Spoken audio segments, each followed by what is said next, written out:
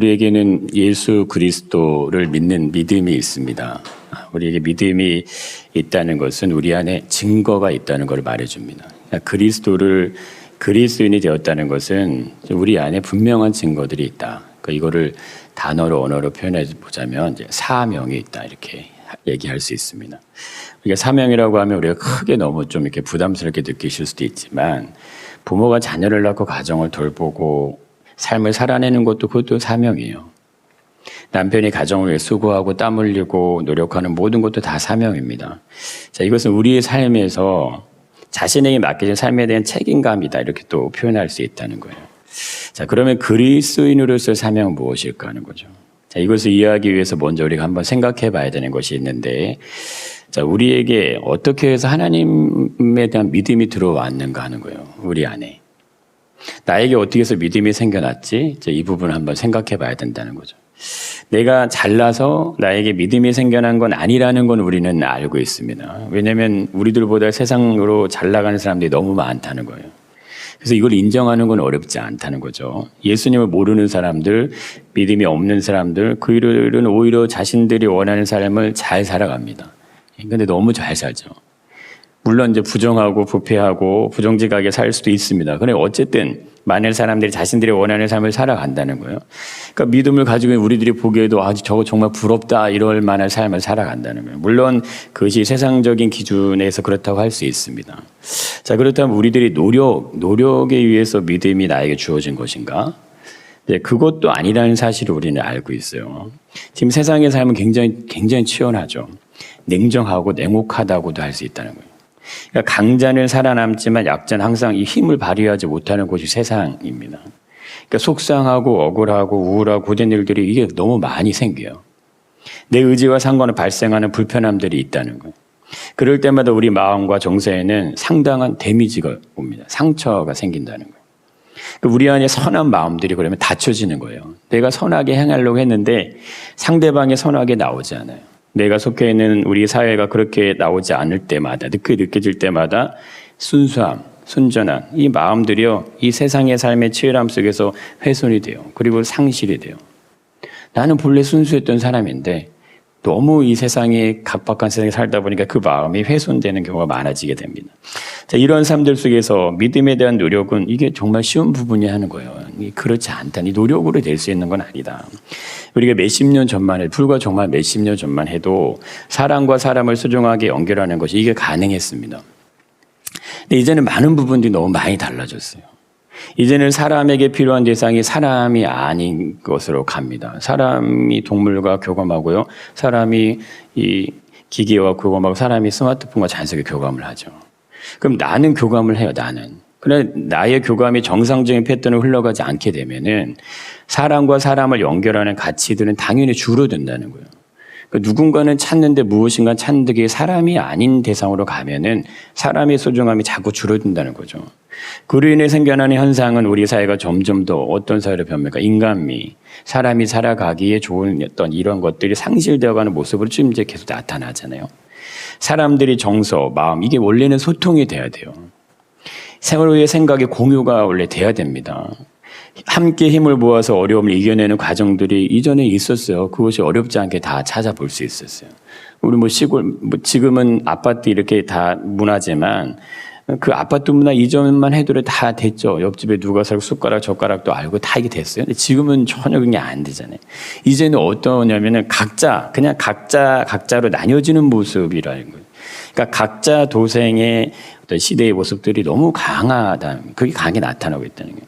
내가 살기 위해서 남이 어떻게 되든 먼저는 내가 사는 것이 먼저가 되어버렸어요. 이게 자연스럽게 됐어요, 그게.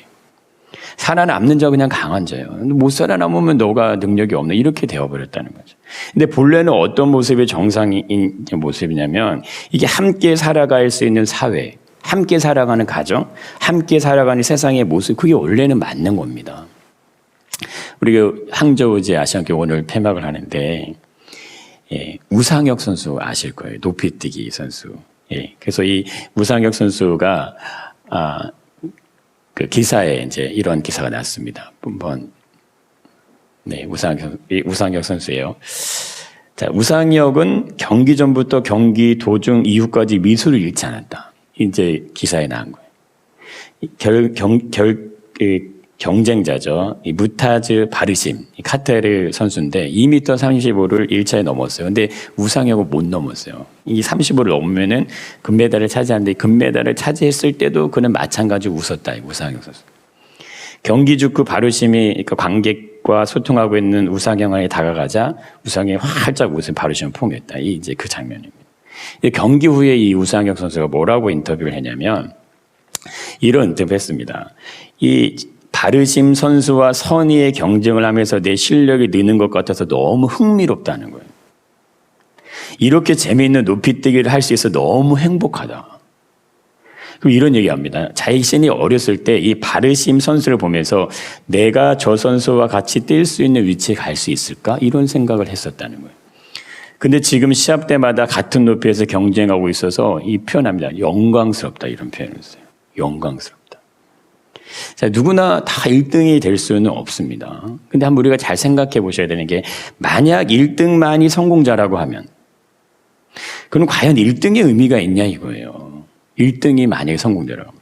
쫓아오는 자가 있고 그 자리를 지키려는 자가 있을 때 선의의 경쟁이 일어난다. 아무도 안 쫓아와요. 근데 내가 1등이면 무슨 의미가 있냐 이거죠. 쫓아오는 사람이 없다면 자리를 지켜내기 위해 노력할 필요조차 없어요. 아무도 안 오는데 내가 뭐 2m 35를 넘어야 될 이유가 있겠네요. 완전히 하늘을 나는 새죠. 넘어야 돼. 얼마나 노력을 많이 했겠습니까? 근데 반대로 무엇인가 도전해야 될 목표가 없다면 수고하고 노력하고 인내해야 될 이유도 이것도 생겨나지 않는 거예요. 우상혁 선수에게는 이 바르심 선수가 우상입니다. 난 저 선수를 꼭 넘을 거야. 저 선수와 같이 될 거야. 이런 어떤 목표와 어떤 열정이 생기는 거죠. 그럼 수고하고 노력하는 게 된다는 거예요. 여러분 열정을 일으켜줄 만한 요소가 없다면 선의의 경쟁은 의미가 없는 겁니다. 그렇잖아요? 내가 비록 1등이 아니더라도 그가 있기에 나는 그와 함께 성장을 하는 거예요. 함께 발전하는 거고 함께 영광을 나뉘어 가지는 것이 됩니다. 이건 보세요. 둘 다 웃고 있잖아요. 이쪽은 금이고 이쪽은 은인데 누가 더 많이 잘 웃는 것 같아요. 둘 다 너무 환하게 웃죠. 누가 금이고 은이고 누가 1등, 2등인 게 중요한 게 아니라 함께 성장하고 함께 발전하고 함께 영광을 지금 나누는 거예요. 그렇게 지금 되고 있는 겁니다. 이것이 우리들이 살아가는 인생의 삶에 대한 이 사명이다 이렇게 얘기할 수 있는 거예요. 사명이 이런 거라는 거예요. 그러니까 나에게 주어진 삶에 대한 책임감인데 이거는 함께 성장을 해야지만 우리가 찾아갈 수 있다는 거예요. 함께 발전을 하고 함께 영광을 나누는 것이 되어야지 된다는 겁니다. 이게 나만 성장하고 나만 잘 돼서는 안 되는 거예요. 그렇게 되면 높은 곳만을 바라보면서 1등이 아닌 2등이라는 이유 때문에 뭐가 올라와요? 질투가 올라오는 거예요. 시기심이 올라오고 막 짜증이 올라오고 이길 수 있었는데 이런 마음이 오는. 그럼 어떻게 웃겠냐 이거예요. 웃어지지 않죠. 인생의 진정한 기쁨과 만족은 너와 함께 할 수 있기에 내가 너무 행복하다는 것을 배우면서 인생의 어떤 삶을 살아가는 겁니다. 그렇게 얻어지는 거예요. 그러려면 나와 함께 할 수 있는 대상이 있어야 돼요. 대상. 그래서 보세요. 사람은 누구나 할 거 없이 관계의 기본이 되는 어디서 태어납니까? 가정에서 출발해요. 이게 참 놀라운 신비입니다. 어떤 사람도요, 출발을 가정에서 해요. 어쨌든 나를 낳아준 엄마는 있어요. 그러니까 아빠는 뭐 내가 태중에서 돌아가실 수도 있잖아요. 그렇지만 엄마가 있어야 난 태어나요. 물론 태어나면서 엄마가 이렇게, 안타깝게 그런 일도 간혹 있지만 대부분의 모든 사람은 관계 속에서 태어난다는 거예요. 생명에 태어나는 순간부터 나와 함께하는 대상이 존재한다. 그게 하나님이 사람을 만든 원리예요. 사람은 사람 속에서 사는 거예요, 원래. 사람과 같이 살고 사람과 함께 살아야 되는 거예요. 그래서 여러분 이 암이 오신 분들을 그 공기가 좋은 이런 외딴 데 가갖고 이렇게 요양을 시키는 것보다요. 그거보다 사람이 많은 데 있는 게 훨씬 더 효과가 있다 그래요. 검증이 된 거예요. 진짜 그냥 공기 좋고 이런 데 가면 좋을 것 같아서 그걸로 모시고 왔는데 그렇지 않다는 거예요. 남녀가 만나서 공동체를 이루죠. 둘이니까. 성숙을 배웁니다. 그 가운데. 부모가 돼 자녀를 낳고 키우면서 같이 성장하는 거예요. 그게. 자녀는 부모의 돌봄과 사랑과 헌신으로 발전하는 거 자신의 삶 계속해서. 그래서 사람의 가치는 높낮이로 평가되는 게 아닙니다. 이게 태어날 때부터 내가 장애를 태어나면은 그게 내 선택 아니잖아요. 내가 태어나고 싶고 태어난 거 아니에요. 근데 우리가 쟤는 장애인이네 이렇게 취급하면은 불공평하잖아요. 나는 날 때부터 그 나고 싶은 게 아닌데. 여러분, 힘이 있는 사람이든 없는 사람이든 잘난 사람이든 못난 사람이든 돈이 많든 어떤 모두가 함께 공존하는 것이 원래 돼야 되는 거예요. 그것이 내 개인, 우리 가정, 우리 사회, 세상이 만들어 가야 될 모습이 원래는 그 모습입니다. 어떻게 그것을 이룰 수 있을까 했을 때 이 부분이 성경이 우리들에게 말씀하신 사명의 모습이라는 거예요. 예수님을 믿는 믿음의 증거들이 있는 사람들에게 그리스도인, 예수를 믿는 사람으로서 그럼 어떻게 세상에서 살아가야 되냐 이거를 얘기하신다는 겁니다. 누군가는 1등이 있다면 누군가는 2등이 있는 거예요. 1등이라는 건 2등이 있어야 1등이 되니까요. 세상의 기준은 1등은 항상 자신의 자리를 뺏기지 않도록 노력하는 겁니다. 이거 뺏기면 안 돼 이렇게 하는 거예요. 그러나 성경의 가치의 기준은 1등은 언제든 자신의 자리를 내어줄 준비를 하는 겁니다. 언제든 내 자리 내어줄게. 이 준비하는 거예요. 나의 노력과 수고와 열정과 열심을 통해서 1등의 자리에 올라갔어요. 올라갔지만 또 다른 누군가가 나와 같이 1등의 자리에 오를 수 있도록 자신을 도와주는 거예요. 이렇게 하면 오를 수 있어. 방법을 알려줘. 이렇게 하면 되는 거야. 할 수 있도록 격려해주고 자신이 할 수 있는 에너지를 주는 겁니다. 언제든 나와 같은 위치에 설 수 있도록 도와주는 이게 성경적 가치 원리예요. 이걸 누가 보여주셨냐면 예수님이 이거를 그대로 보여주시는 거예요. 우리가 잘 아는 말씀 한번 읽어보겠습니다. 내가 진실로 진실로 너에게 이르노니 나를 믿는 자는 내가 하는 일도 그도 할 것이요 또한 그보다 큰 일도 하리니. 이렇게 어쩌죠? 그러니까 가만 보시면 정말 기가 막힌 말씀. 대부분 뭐라고 그래요? 야, 다 나에게 무릎 꿇어. 내가 누군지 알아. 이게 원래 세상의 원리. 내가 기적을 행할 수 있어. 내가 능력을 행할 수 있어. 나에게는 엄청난 힘이 있어. 그냥 다 나에게 무릎을 꿇어. 근데 예수님은 정반대의 모습이에요. 자신이 한 모든 이거 다 너희들도 할 수 있어. 나보다 더 큰 일 너희들 할 수 있어. 이렇게 얘기하시는 거죠. 자, 이것은 어떤 믿음의 영역에 대한 얘기뿐만 아닙니다. 이거는 우리들이 인생을 살아가는 삶의 지혜라는 거예요.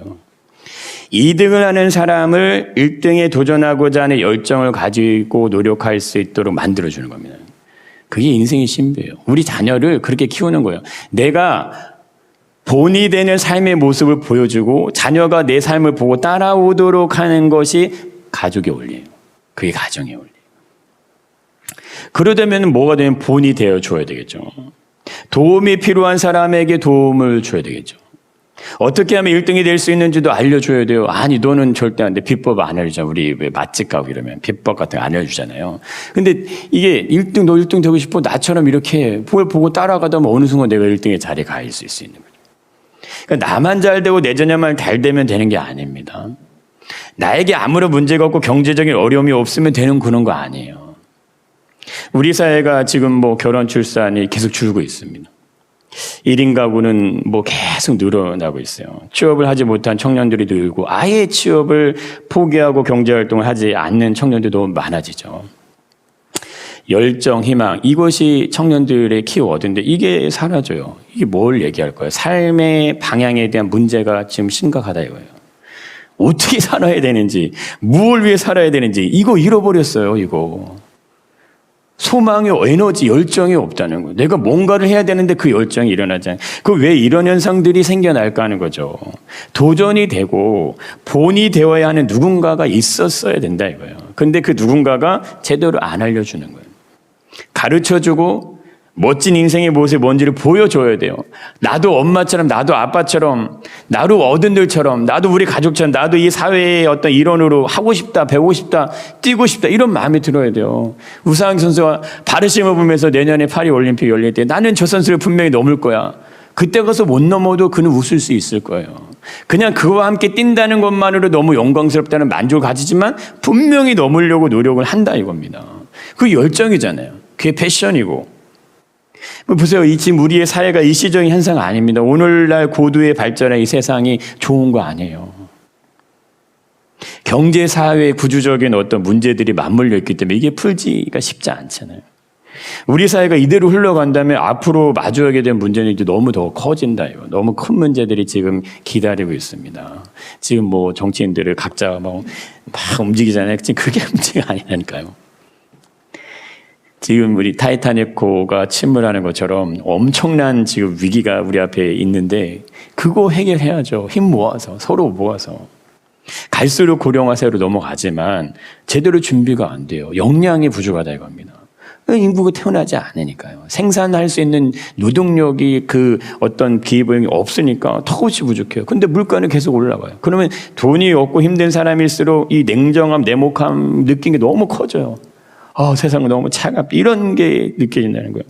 돈이 있는 사람, 돈이 없는 사람, 삶의 질적, 양적 수준의 차이가 계속 벌어지는 이걸 좁힐 수가 없어요. 이게 안 좁혀져요.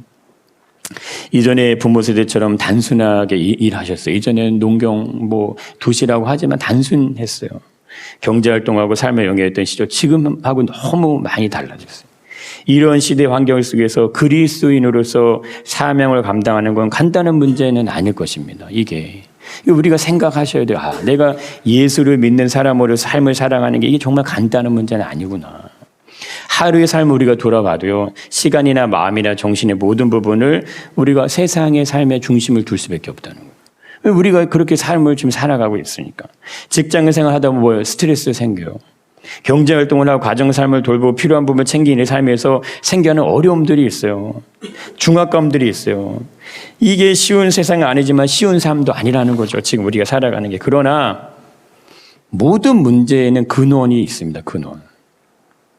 이 근원, 우리가 삶을 살아가는 이 근원, 우리가 힘들고 어려운 세상을 살아가지만 하지만 본질적으로 이 근원에 대해 성경은 뭐라고 얘기하냐면 인간이 가지는 마음에서부터 이게 출발된다 이거예요. 그러니까 이거 뭘 얘기하냐? 우리의 욕심, 탐심, 이기심만 내려놓아도 세상은 함께 공존하는 것이 가능하다 이거예요. 큰 거 아닙니다. 이게 삶이 훨씬 더 가벼워지고요, 편안해질 수 있어요. 삶의 만족은 무엇을 가지고 있는 것에 따라서 결정되는 거 아닙니다. 가지면 가질수록 사람의 욕심이 끝도 없이 커지는 거예요. 하나를 가지면 둘을 가지고 싶은 것이 사람의 근본적인 마음입니다. 그러나 우리가 아시는 것처럼 하루 3끼를 하루 100끼를 먹는 거 아니에요. 그러면 1등은 항상 자신의 자리를 뺏기지 않으려고 지키려고 하는 거예요. 그럼 내 것을 지켜야 하기 때문에 불안한 거예요. 그렇기 때문에 염려가 오는 거고, 그렇기 때문에 내 자리를 뺏기지 않기 위해서 근심하며 살아갈 수밖에 없다는 거예요. 그러나 나의 것을 가지고 누군가를 도와주면 완전히 달라집니다. 내가 누리는 걸 나눠주고 내가 가지고 있는 걸 공유하고 나만 할 수 있는 걸 또 다른 누군가가 할 수 있도록 세워지게 되면 이거 인생이 완전히 달라지는 거예요. 그러면 그리스도인이라는 의미에 이게 꽃이 피는 겁니다. 이게 예수님이 우리에게 보여주신 모습이에요. 그런 삶이. 예수님을 믿는다는 의미가 무엇일까 했을 때 예수님을 닮는 삶을 살아가는 거죠. 예수님의 향기가 느껴지는 삶을 살아가는 거죠. 겉은 화려하고 아름다우나 너무 보기 좋아요. 근데 향이 없어요. 향이. 살아있는 것 같으나 죽어있는 조화 같다 이거예요. 조화가 나쁘다는 게 아닙니다. 그러나 조화는 뭐예요? 생명은 없다는 거예요. 그 속에 생명이 없는 거예요. 하나님은 사람을 창조하실 때 자신의 형상과 모형 따라 지으셨습니다. 그렇다면 인생을 행복하고 건강하고 축복된 삶을 살아가는 방법은 다른 데 있는 게 아니라는 거예요. 우리가 다른 거를 찾으면요, 인생의 행복, 만족을 얻을 수 없습니다. 예수님의 방법대로 살아가면 그게 된다는 거예요. 이게 정말 쉬우면서도 간단하면서 묘한 겁니다. 하나님이 우리에게 행하시는 방법대로 우리도 동일하게 인생을 살면 그럼 인생의 모든 만족이 다 주어진다는 거예요. 왜? 하나님이 우리를 만드셨기 때문에 인생의 기쁨과 행복과 만족도 하나님이 만들어 놓으신 것 안에 있는 거예요. 그래서 하나님 방법대로 살아가게 되면 그게 주어지는 거예요. 자연스럽게. 세상의 사람들이 살아가는 방법대로 살아가면 그것은 그리스도인 삶 아니에요. 그 그리스도인들 아닙니다. 하나님이 그렇게 행하지 않으셨다는 거예요. 요한복음 12장 24절에 예수님이 그럼 어떻게 했는지 이 삶에 대한 모습을 잘 나타나는 말씀이 있죠. 한번 읽어보겠습니다. 한 알의 미달이 땅에 떨어져 죽지 아니하면 한 알 그대로 있고 죽으면 많은 열매를 맺느니라. 이게 좀 어렵게 느껴지실 수 있지만 이렇게 보시면 돼요. 나를 비워요. 누군가에게 나의 생명을 나눠줘요. 근데 그 생명의 열매가 너무 풍성하게 열리는데 내가 공허하고 허전하고 내게 빠져나갔기 때문에 내 빈자리가 있는 게 아니라는 거예요. 나는 썩어졌는데 열매가 너무 풍성하게 많이 열린다는, 그 모든 열매가 누구 겁니까? 결국 예수님의 거죠. 예수님이 썩어진 가장 시작이 되시는 거니까. 하나님이 우리에게 주신 인생의 만족은 가지는 것이 아니라 누리는 거예요.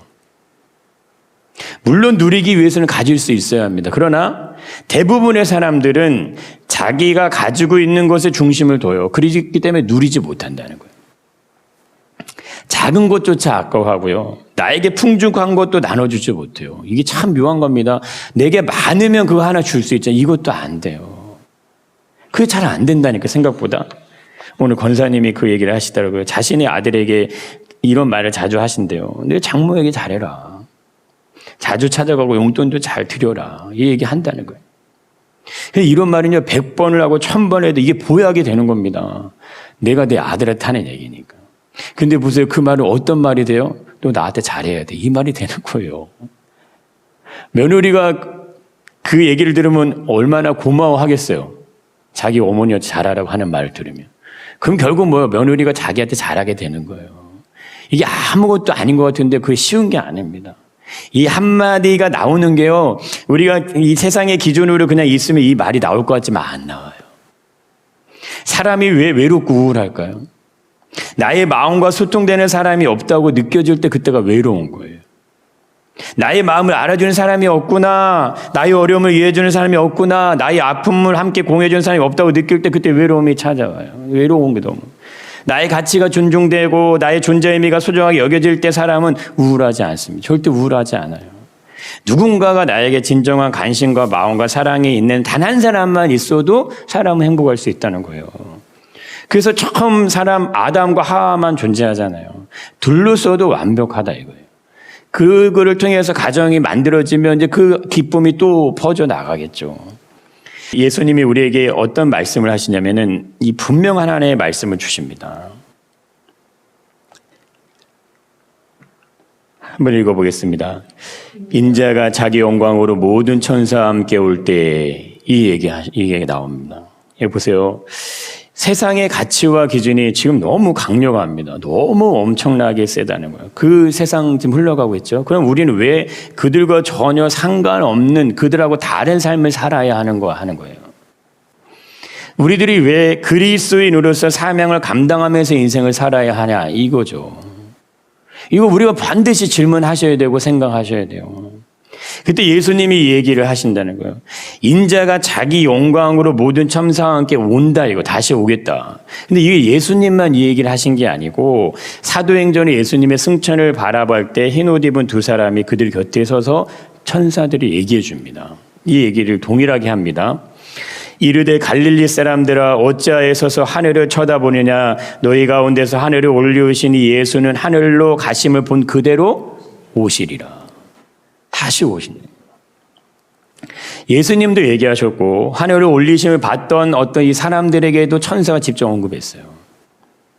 성경을 부정하는 사람들이 많습니다. 부인하는 사람들, 뭐 도울이라는 이런 사람들도 계속 뭐 기독교 막 얘기하던데. 근데 한번 보세요.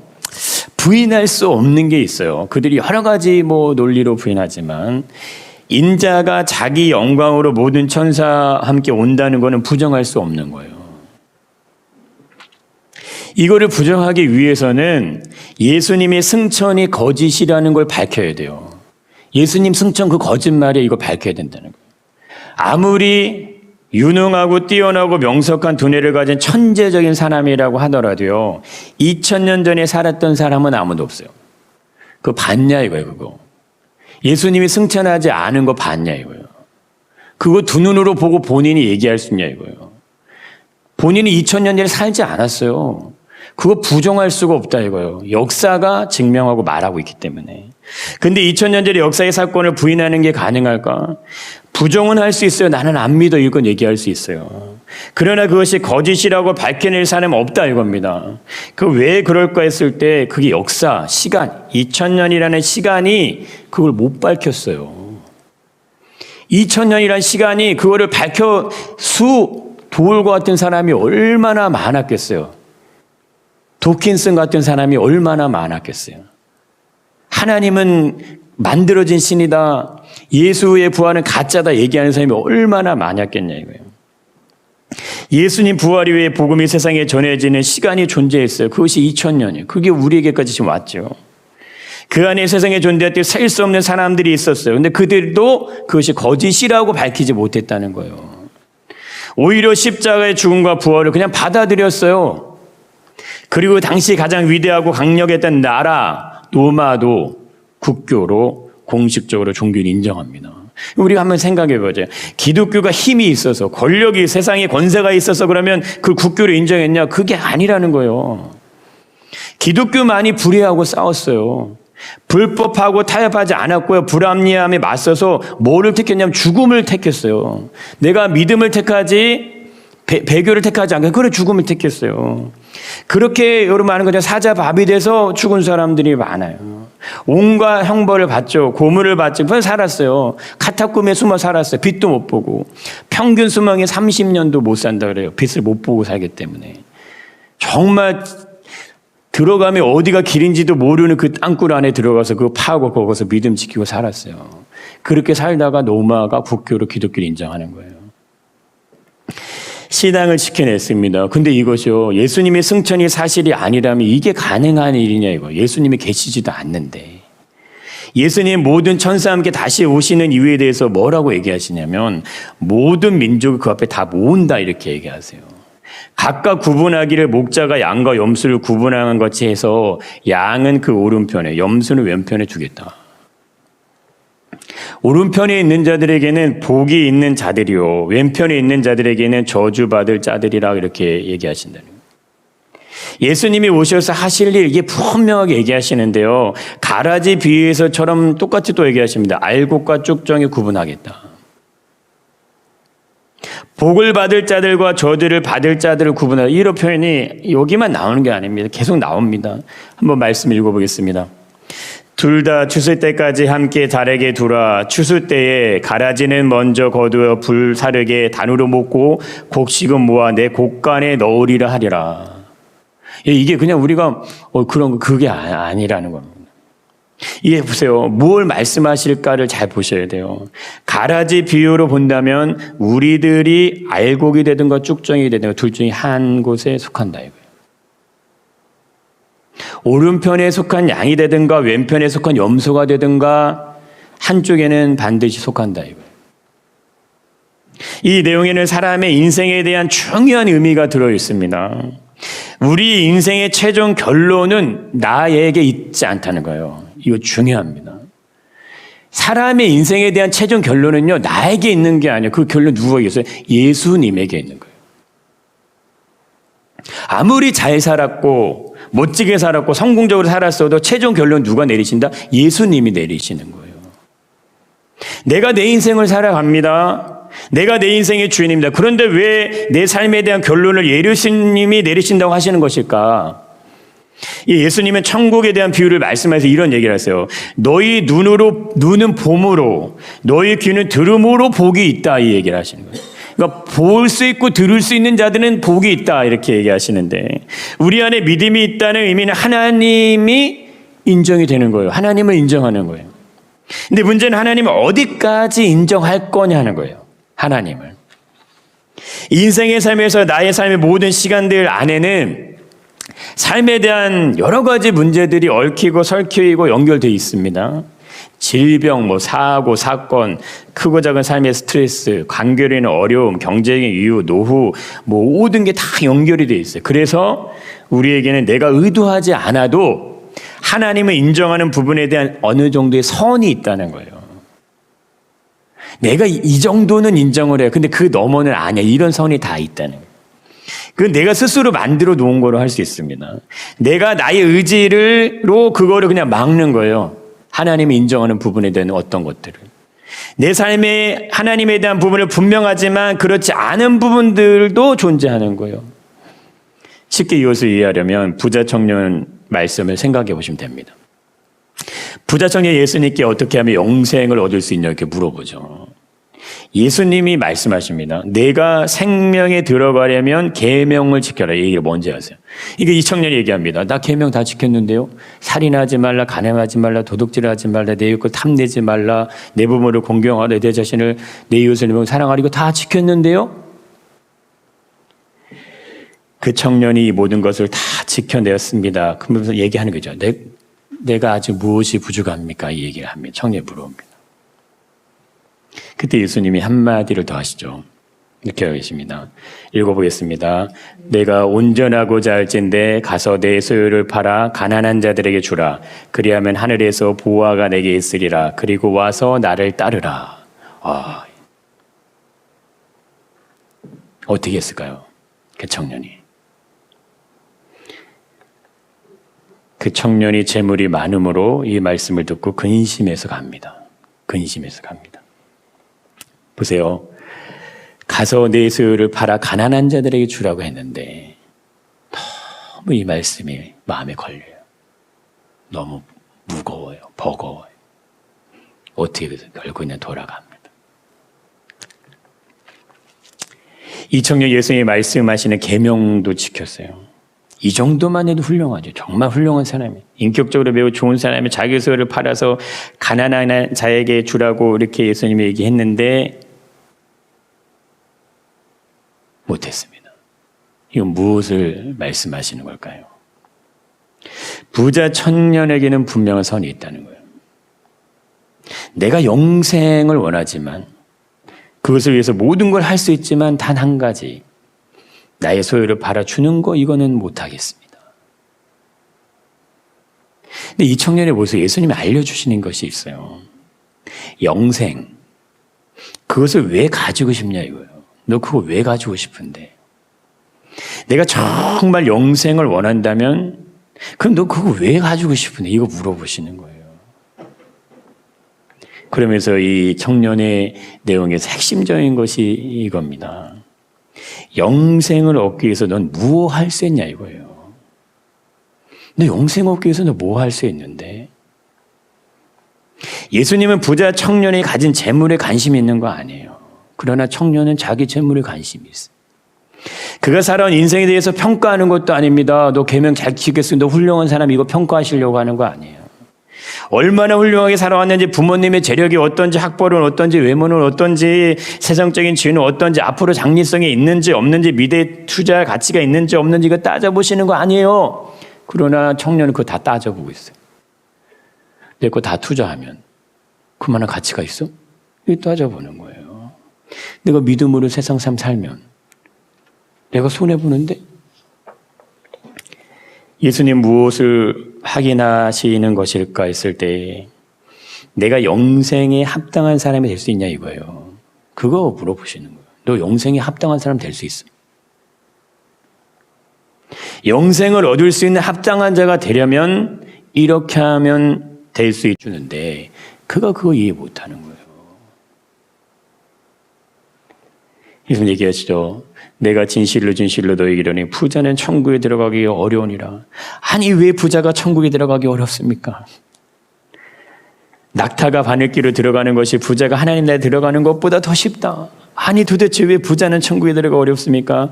하나님이 그의 아들을 세상에 보내신 것, 세상을 심판하려함이 아니라고 얘기하십니다. 그러면서 얘기하세요. 그로 말미암아 세상에 구원을 받게 하려 하십니다. 이렇게 얘기하세요. 그 구원을 주시려는 하나님께서 왜 부자들은 천국에 들어가기 어렵다는 말씀을 하시냐 이거예요. 부자가 나쁜 건가요?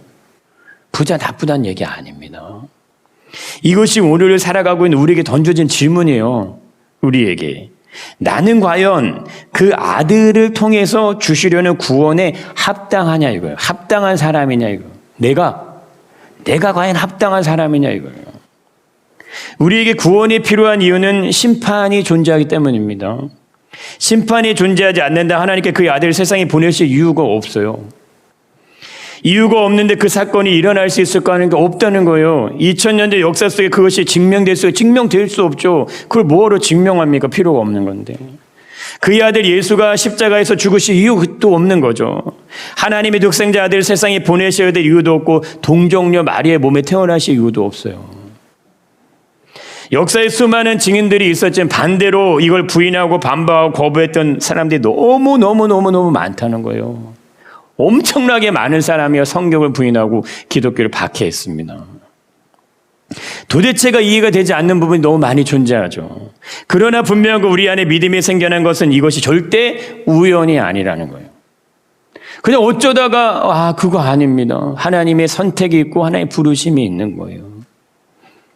예수님이 십자가에 죽으시고 부활하 승천하지 않으셨다면 세상의 끝날에 예수님이 다시 오셔야 될 이유는 없는 겁니다. 우리가 믿는 예수님은 나의 죄를 위해 죽으셨을 뿐만 아니라 다시 오신다는 거예요. 심판주로. 이 세상에 존재했던 모든 사람들을 양과 염소로 알곡과 쭉정이 구분하기 위해 다시 오신다는 거예요.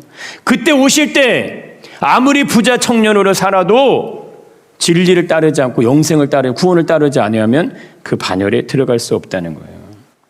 그 아들을 세상에 보내신 것을 세상에 심판하려 하심이 아니라는 말씀은 그 아들을 통해 구원받는 사람들이 있을 것이라는 걸 얘기하시는 겁니다. 그렇지 않은 사람들에게는 무엇이 존재할까요? 인생의 삶에 대한 최종 결론이 기다리는 거예요. 그거 기다리는 거예요. 인생의 최종 결론자가 예수님이 되심 인정하기 싫다면 우리는 복음에 합당한 사람이 될 수가 없는 겁니다. 복음하고 아무 관계없어요. 왜? 예수님이 주인임을 인정하지 않는 거예요. 예수님이 만왕의 왕이심을 심판자이심 인정하지 않는 거예요. 내가 죄인이라는 것도 인정되지 않는 거고 내가 죄로 말미암아 죽을 수밖에 없다는 이 사실도 인정하지 않는 거예요. 그게 인정이 되면 예수 그리스도가 내 인생의 최종 결론자라는 게 믿어지는 겁니다. 부자 청년이 영생을 원하지만 내가 영생에 합당한 사람이 될 수 있느냐 물음 앞에서 돌아서죠. 그러니까 한번 생각해서 왜 돌아서냐 이거 왜? 당연한 거 하지 못하는 거다. 당연한 거. 부자 청년이 가지고 있던 재물은 본래 누구 거예요? 그거 원래 하나님 거예요. 예수님은 하나님이시고 예수님께 그거 달라고 한 것도 아니고 가난한 자들에게 나눠주라고 했는데 그걸 못한다? 하나님의 것을 하나님의 뜻대로 사용하지 못하면서 하나님이 주시는 영생을 얻으려고 한다면 그게 과연 가능할 거예요? 하는 거예요. 이거 우리가 한번 생각해도 쉽게 답이 나오죠. 우리의 인생 하나님이 주셨습니다. 하나님이 만들어주신 모든 환경을 통해 삶을 우리가 살아가는 거예요. 그런데 우리들이 하나님 뜻대로 살지 않는다면 하나님이 준비해 놓으신 영원한 생명의 면류관 이거 얻을 수 있냐 이거예요. 우리가 하나님 뜻대로 안 사는데. 내가 가지고 있는 것과 하나님이 비교되기 시작하면은 우리에게는 믿음에 대한 어떤 내 기준 나름의 정해진 선이 존재하게 됩니다. 부자 청년이 재물로 인해 근심함에 돌아갔던 것처럼 우리 인생의 모든 영역 중에서 요것만은 안 되는 부분들이 생기는 거예요. 요거는 안 되는 이 부분이 있는 거예요. 나의 삶에 대한 하나님의 부분을 온전히 받아들이지 못하게 막아서는 게 생기는 겁니다. 그것이 감정으로 상처로 아픔으로 때로는 문제들 사고들로 이해되지 않는 사건들로 나타날 때마다 하나님 모든 것의 주인이 되심 온전히 인정하는 거 이게 쉽지 않다. 이게 안 되는 거예요. 내가 보물같이 여기고 쟁여놓고 쌓아놓고 아껴놨던 것들이 우리 인생에는 있어요. 누구나 다 있습니다. 그것이 무엇이 됐든 그거 내려놓으시기를 축복합니다. 죄로 말미암아 영원한 심판을 피해서 생명을 얻는 것 이게 더 중요하냐? 내 보물이 더 중요하냐 이거예요. 무엇이 더 중요할까요? 부자 청년이 이걸 만약에 알았다면 그는 분명히 예수님을 따라갔을 겁니다.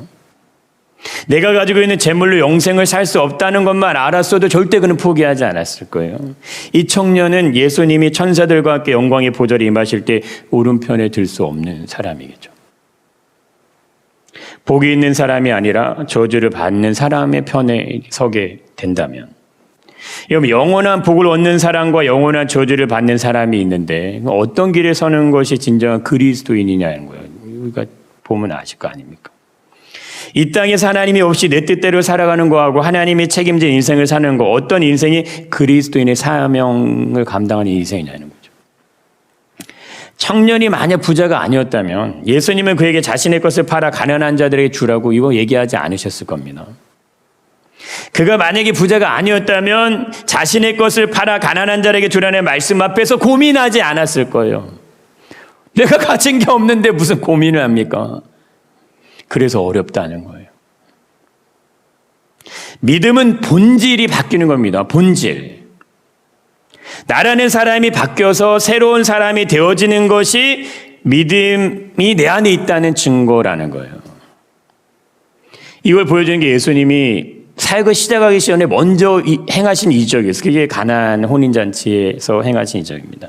근데 이거 이게 뭐를 보여줄까 하냐면은 하나님의 나라의 비밀은 본질이 바뀌는 데 있다. 이거 알려주시는 거예요. 본질이 바뀌는 거예요. 그것은 영광스러운 것이고 즐겁고 행복한 것인데 근데 이것이 세상에서 맛볼 수 없는 거라는 거예요. 이건 세상에서 맛볼 수 없는 건데 평안과 기쁨과 행복이 존재하는 건데 그게 뭐냐? 마치 물이 변해서 포도주가 되는 거다. 본질이 바뀌잖아요. 누구도 물이 변해 포도주가 되는 일을 행한 사람 아무도 없습니다. 근데 왜 이 이적을 본질이 바뀌는 것으로 보여주셨냐? 하나님 나라의 잔치에 참여하는 것은 예수 그리스도를 통해서 본질이 바뀐 사람들에게만 축복이다. 이거 말씀하시는 거예요. 그걸 경험한 사람들, 그걸 맛본 사람들, 그게 뭔지 이해하는 사람들을 위해서 준비된 것이 영생이에요. 그게 하나님의 나라예요. 그 주인공, 그 복의 주인공이 되시기를 축복합니다. 그렇다면 우리 인생에서 그리스도의 사명이 뭘까 했을 때 당연한 거 하실 수 있어야 돼요. 당연한 거. 만물의 주인이 계시다는 사실은 만물의 존재함으로 증명이 되는 겁니다. 이거 보이잖아요. 우리 만물 지금, 그죠? 만물이 그에게서 나왔고 그로 말미암고 그에게 돌아간다는 사실을 증명해 주는 게 있어요. 그게 뭐냐면 그분이 예수님이세요. 예수님이 나시고 죽으시고 부활하심으로 증명이 되는 게 만물이 그에게서 나오고 그로 말미암고 그에게 돌아간다는 것. 딱 일치하는 게 예수님이에요. 예수님 하나님 품으로부터 나왔고 인간의 죄로 말미암아 주어진 죽의 문제 풀어내셨죠.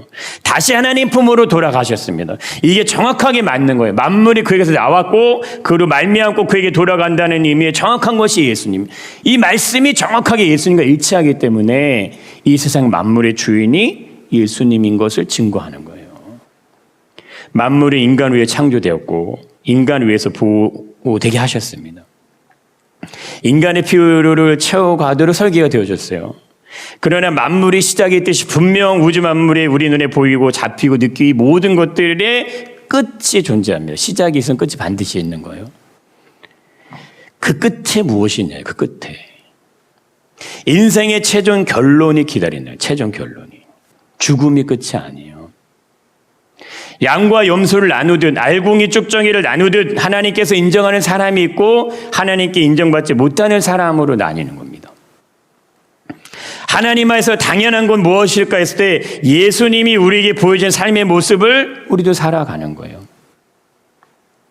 그것이 그리스도인의 세상을 살아가는 사람들에게 주어진 어떤 사명, 책임감이라고 할 수 있다는 거예요. 나의 노력과 수고와 열심과 열정, 인생의 탑을 우리가 지금까지 이렇게 쌓아왔습니다. 하지만 그 또한 하나님이 주시는 기회와 시간과 능력과 실력으로 얻어진 거다. 이거 다 하나님 거다. 내가 하늘을 만들고 공간을 만들고 시간을 창조해 만들어내는 사람 아무도 없잖아요. 누가 하늘을 만들어서 인생 삽니까? 누가 땅을 만들어서 농사져서 거기서 나오는 수출을 누가 거두냐고. 그거 땅 우리가 안 만들었어요. 하나님 외면하고 하나님 무시하고 하나님 경외하지 않는 그 공간이 생겨나지 않도록 하는 것이 그것이 그리스도인들의 사명이에요. 당연한 것을 할 수 있는 거, 예수로 그리스도로 인해서 우리의 삶이 사라질 수 있도록 하는 겁니다. 이제 보세요. 세상은 점점 더 외로움과 싸우게 될 거예요. 우울함과 이제 싸우게 됩니다. 냉정함과 냉랭함과 비교와 차별을 흘러가게 됩니다. 이런 세상에서 어떻게 신앙을 지키고 믿음을 지키고 어떻게 하나님 원하시는 삶을 살아낼 수 있을까? 이 답은 간단합니다. 우상혁 선수가 바르신 선수를 보면서 존경스럽다고 말하고 그를 닮고 싶고 따라가기 위해서 노력하는 것과 같은 거예요. 우리에게 존경스럽고 닮고 싶고 따라가기를 원하는 대상이 있어요. 대상. 그 대상이 누구냐요? 그 대상이 세상입니까? 물질입니까? 내 건강입니까? 내 자녀, 내 노후입니까? 그게 뭐냐 이거예요. 그분이 예수님이라. 세상의 삶의 문제를 보면 우울해요. 좌절스럽고 낙심스러울 때가 한두 번이에요. 우리 마음이 다칠 때가 많다는 거예요. 그러나 예수님을 보면 희망이 생기고 소망이 생기고 용기가 생기는 거예요. 왜? 그분이 그걸 주세요. 그 희망과 용기와 소망을. 이것이 그리스도인으로서 살아갈 수 있는 공급되는 힘이에요. 예수님이 주신 힘으로, 그분이 주신 능력으로, 그분이 주신 권능으로 불가능해 보이는 육신의 연약함을 이겨라 이거예요. 그리고 영원한 생명을 얻는 자리까지 나아가도록 그 삶을 살아내도록 하기 위해서 우리에게 예수님이 자신의 생명을 주신 겁니다. 예수님이라면 어떻게 하셨을까? 예수님을 흉내내고 예수님과 같이 노력하고 예수님을 닮아가려고 달려갈 때 그때요 놀라운 기적이 체험되는 겁니다. 그거 하지 않으면서 내게 영생을 원하고 하나님의 나라를 원하는 건 부자 청년과 같은 거예요. 결정적인 순간에 결정적인 문제 앞에서 그냥 돌아서는 거예요. 근데 이건 우리 힘으로 되는 거 아닙니다. 예수님의 말씀을 통해서 예수님의 방법과 지혜와 능력을 구하시길 바라요. 예수님 그 구하라고 얘기하는 거, 구해라, 찾아라, 두드리라. 내가 주겠다. 너에게 성령을 보내주고 너에게 하늘의 권세와 능력을 제공하고 주겠다고 얘기하시잖아요. 예수님의 능력, 성령의 능력, 하나님의 권능, 이거 우리 삶에서 사용하는 것이 그게 그리스도인들의 사명이에요. 우리는 조화로 피어있는 꽃이 아니고 생명을 가진 꽃이 되는 겁니다. 예수의 향기가 나고 예수의 생명이 빛을 발할 수 있기를 축복합니다. 예수님 바라보셔야 돼요. 예수님 붙잡으셔야 돼요. 예수님이 주시는 힘으로 인생을 살아가려고 하셔야 돼요. 그래야 마지막까지 내 체력과 내 기력과 내 능력이 쇠할지라도 내가 잡아야 될 단 하나, 내가 반드시 마지막까지 붙잡아야 될 단 하나, 그분이 예수님이에요. 예수님으로 만족하고 예수님으로 채워지고 예수님은 충만한 게 만물이에요. 만물. 이 세상의 만물도 예수님으로 충만한데 우리 인간이 육신의 내 삶의 이 몸뚱이 하나 가지고 나의 삶의 마음, 감정, 생각, 느낌 이거를 예수님 못 채우시겠냐 이거예요. 이거를 못 만져갖고 내 마음에 공허함이 오고 내 마음에 좌절이 오고 내 마음에 우울함이 오겠냐 이거 아니라는 겁니다. 그게 아니에요. 내 눈이 세상을 바라보고 사람을 바라보고 사건을 바라보면 우울함이 오고 괴로움이 오고 고통이 오는 거예요. 왜? 그들 안에는 예수가 없으니까. 이 세상 가운데 예수님이 계시지 않으니까. 그러나 예수님을 바라보면 생명이 공급되는 거예요. 만물 안에 생명이 있잖아요. 얼마나 더웠습니까? 근데 이제 얼마나 추워져요. 더위와 추위를 어떻게 견뎌요? 생명이 있으니까 견디는 거예요. 폭풍우가 와도 비바람이 와도 아무리 뜨거운 태양빛이 와도 견디는 자는 견뎌요. 왜? 생명이 있으니까. 예수의 생명에 충만하시고 축복합니다.